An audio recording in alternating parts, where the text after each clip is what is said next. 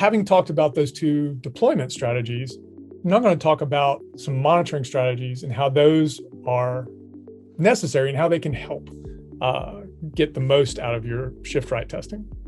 So the first of those is user experience monitoring. And I don't know that there's any solid terminology about this, but what I mean by user experience monitoring is putting in place facilities such that you can monitor how people are using the system and effectively reconstruct behaviors and states from that. Because if you're going to learn from users in production, you need to be paying attention to them. And again, there are lots of ways to do this. I have some screen grabs from fellow Atlanta company FullStory for their system.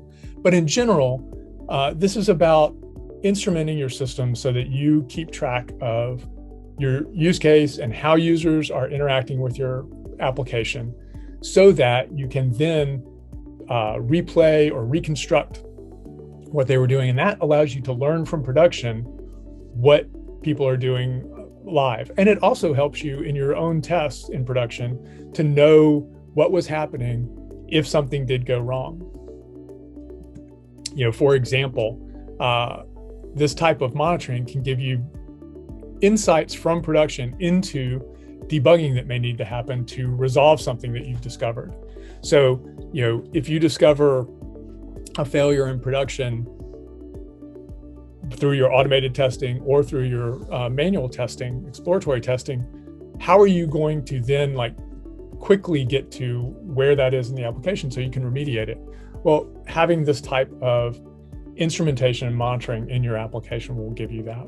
And again, there are lots of ways to get this. If you're not using something built for it, often this can be accomplished through various event monitoring systems that you might have in place so that you can, if you introduce those into your mobile system, maybe you event whenever you go into a screen or a person interacts with a feature in the system.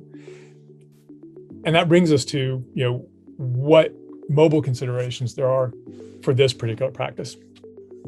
And the most important one is the need to instrument your application, because mobile applications, at least less so than traditional web applications, aren't going to necessarily keep track of what a user is doing just natively. In contrast, a web application often is tracking much of its user behavior through navigation through URLs, at least in sort of more traditional web architectures, maybe less so in single page apps today.